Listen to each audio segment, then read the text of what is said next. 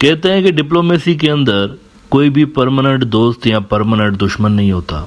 मुख्तलिफ मुल्क या मुख्तलिफ पॉलिटिशियंस अगर आपस में दोस्ती करते हैं तो भी अपने इंटरेस्ट की वजह से करते हैं, और अगर आपस में दुश्मनी करते हैं तो वो भी अपने इंटरेस्ट की वजह से करते हैं। बांग्लादेश के अंदर एक आम ख्याल पाया जाता है वहाँ की रूलिंग जमात के अंदर कि इंडिया हमारा दोस्त है और वो हमें पावर में देखना चाहता है।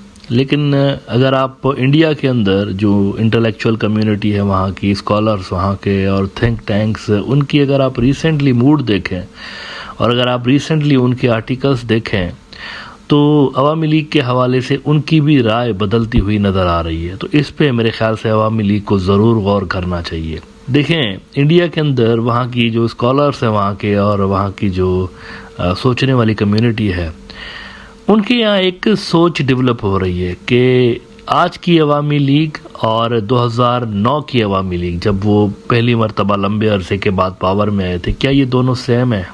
मतलब क्या इंडिया का उस वक्त जो असर था बांग्लादेश के अंदर, क्या वो उतना ही था जितना आज है या आज कुछ कम हुआ है? इस पे बहस हो रही है। अपेरेंटली देखा जाए तो कम हुआ है असर। इंडिया एक इकलौता एक पावर था वहाँ पे और इंडिया सेंट्रल पिलर था, चाहे वो बांग्लादेश का ट्रेड हो, डिप्लोमेसी हो, पॉलिटिक्स हो, तो सेंट्रल पिलर था। आज ये सूरत हाल नहीं है। आज अवामी लीग के होते हुए वहाँ पर उनका राइवल आ गया है, चाइना। लिहाजा इंडिया के अंदर जो स्कॉलर्स हैं, जो इंटेलिजेंस कम्युनिटी है, वहाँ पर रिटायर्ड जो लोग हैं उनके, इवन हाजिर सर्विस भी मुख्तलिफ अखबारों में जो लिखते रहते हैं और मुख्तलिफ मैगजीन्स के अंदर जो उनकी राइटिंग्स देखने को मिलती हैं, उसमें ये सोच नज़र आती है कहीं ना कहीं कि इंडिया कोई तीसरे प्लेयर के चक्कर में है, कि वहाँ पर कोई तीसरा हमें जो प्लेयर है उसको डेवलप करना चाहिए, बिकॉज मौजूदा जो सिस्टम है वहाँ पर जो, या मौजूदा जो वहाँ पर सेटअप बन गया, वो हमारे काम का नहीं है। यूरेशियन रिव्यू एक बड़ा इंडिया का जर्नल है और यूँ समझिए कि एक तरह का थिंक टैंक ही है, क्योंकि इसके अंदर मुख्तलिफ जो एक्सपर्ट्स लिखते रहते हैं उनकी अगर आप प्रोफाइल देखें तो कोई आपको इंटेलिजेंस कम्युनिटी से उसका ताल्लुक नज़र आता है, तो कोई किसी और अहम ओहदे पे रहा हुआ होता है। इन्हीं में से एक बेनू प्रसाद घोष साहब है, ये इंटेलिजेंस ब्यूरो इंडिया की जो है उनके फॉर्मर मेंबर हैं। इन्होंने एक बड़ा हिला देने वाला आर्टिकल आज लिखा है यूरेशियन रिव्यू के अंदर। इसमें वो कहते हैं कि why should India act decisively in Bangladesh and Myanmar and how, एक ओपेड उनका आया हुआ है। बड़ा ज़बरदस्त आर्टिकल है, मतलब कुछ नया है इसके अंदर, कुछ नया है। उन्होंने जो बातें की हैं वो सोचने वाली बातें हैं और अवामी लीग वालों को भी उस पर सोचना चाहिए। वो कहते हैं कि Hasina is no longer India's friend and is much closer to China और bête Noire then ever before. ये जो बेटे नोयर, इसका वैसे मतलब है कि ब्लैक बीस्ट, ये फ्रेंच ज़बान का लफ्ज़ है, लेकिन असल में इसका मतलब है कि कोई ऐसा शख्स जिसको आप सख्त डिसलाइक करते हो। तो घोष साहब इसमें पहले तो लिखते हैं कि अवामी लीग के वहाँ जो परसेप्शन है वो बहुत ज़्यादा गिर चुकी है, वो बहुत ज़्यादा करप्शन के स्कैंडल्स उनके आए हुए हैं और पब्लिक के अंदर भी उनका नाम कोई ज़्यादा अच्छा है नहीं।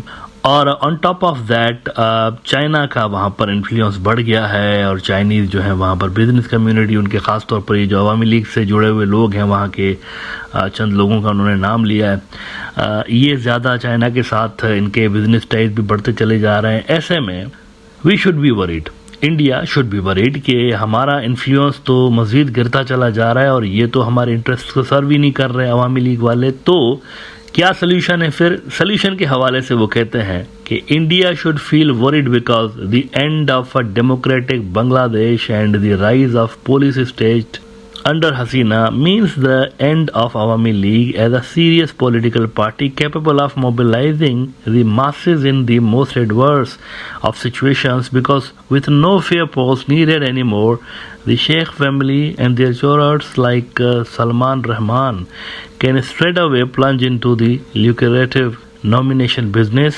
and bring to parliament and cabinet money bags like Asadul Islam Titu, now junior comments minister, who is closely connected as Rahman's buddy in the major stock market scams that rocked Bangladesh and may rock it again in near future। यानी वो कहते हैं कि अब तो ऐसा system बन गया है कि इलेक्शंस की ज़रूरत ही नहीं है, ऐसे ही कोई किसी को भी बिठा दो जीत जाएगा, ऐसे ही बस इलेक्शंस तो मतलब ऐसे ही है ना, फॉर्मेलिटी।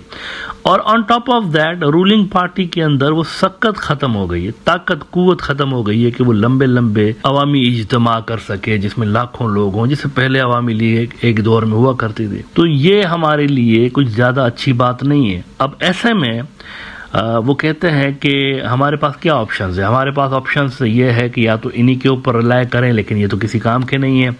दूसरा ये है कि हम बीएनपी वालों और जमात इस्लामी, ये जो इस्लामी पार्टी है, इनकी तरफ देखें, लेकिन ये तो चाइना के अलावा पाकिस्तान के भी करीब हैं, तो इनके तो करीब हम जा भी नहीं सकते। तो करना क्या चाहिए? अब ये देखें सोल्यूशन उनका, देखिए, India needs to look at a third option in Bangladesh, back a platform created to uphold the spirit of 1971, which can push for a return to 1972 secular constitution and greater gender and minority rights, an uncompromising crusade against corruption, which now is the hallmark of the Hasina regime, and huge public pressure to curb the upward moving price line by firm action against the syndicates backed by हसीना क्रोनीस।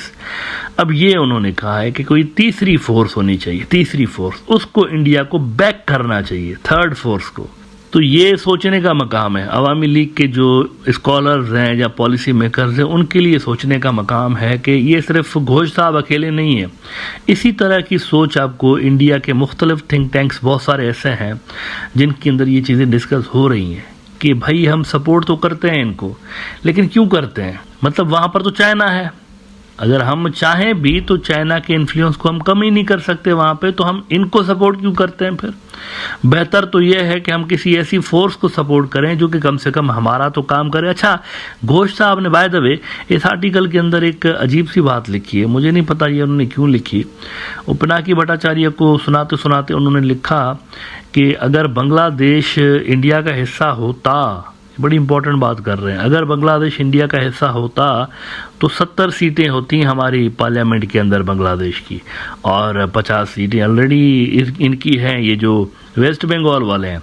तो 120 सीटों के साथ Bengalis जो हैं वो तो India के अंदर अपना प्राइम मिनिस्टर लेकर आते।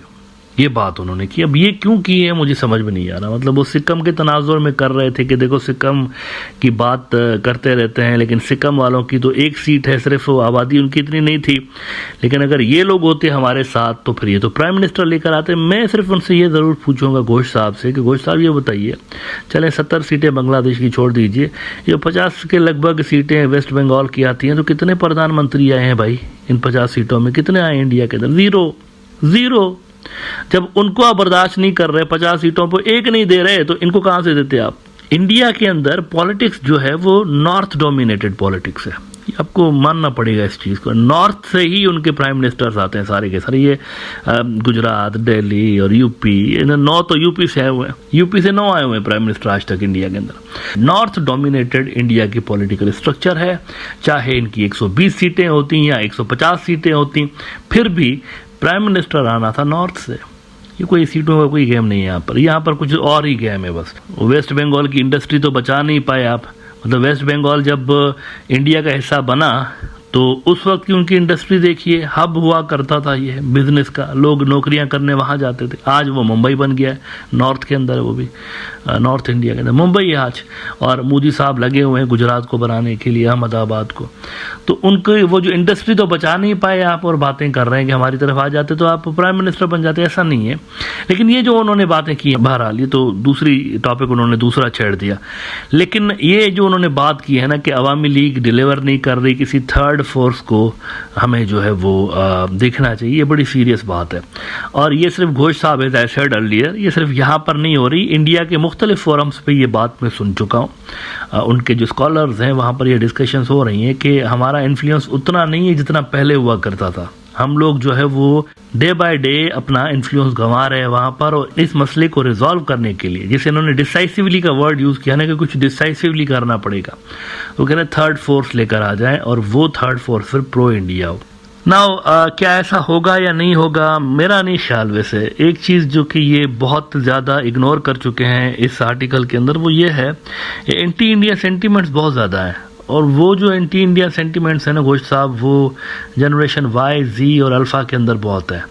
आपको ले दे के कोई थोड़ा बहुत सॉफ्ट कॉर्नर मिलता है जनरेशन एक्स के अंदर, और बेबी बूमर्स तो खैर उस ज़माने में जो जवान थे बांग्लादेश बनते वक्त, वो तो खैर एज अ हीरो इंडिया को देखते रहे और इसी तरह से जवान हुए, उनकी एक अलग बात है। लेकिन problem for India is that ज़्यादातर बांग्लादेशियों की जो तादाद है पॉपुलेशन में, वो इन्हीं लोगों की है। जनरेशन वाई, जी, अल्फा, ये नई जनरेशन है, इनका 1971 से कोई ताल्लुक नहीं है, उस वक्त पैदा ही नहीं थे, ये बाद में ये बड़े हुए हैं सोशल मीडिया के साथ, दुनिया के सामने ये ओपन हुए हैं। और इंडियन जो एट्रोसिटीज़ हैं, जैसे बॉर्डर किलिंग्स हो गई या पानी का चुराना हो गया, ये जो तीस्ता का दरिया, इस तरह के ये इश्यूज देख देख के बड़े हुए हैं। तो जनरली ये कोई इतना अच्छा परसेप्शन रखते नहीं है इंडिया के हवाले से। तो यहाँ ऐसे माहौल में एक प्रो इंडिया पार्टी बनाना यहाँ पर नए सिरे से, it won't be easy job, ये बहुत मुश्किल होगा इंडिया के लिए। लिहाजा ये जो आप सोल्यूशन बता रहे हैं ना, इसमें भी थोड़े बहुत प्रॉब्लम्स हैं। लेकिन मीनवाइल अवामी लीग वालों के लिए ये कोई ज्यादा अच्छी बात नहीं है कि उनके जो सबसे बड़े पॉलिटिकल पार्टनर हैं इंडियंस,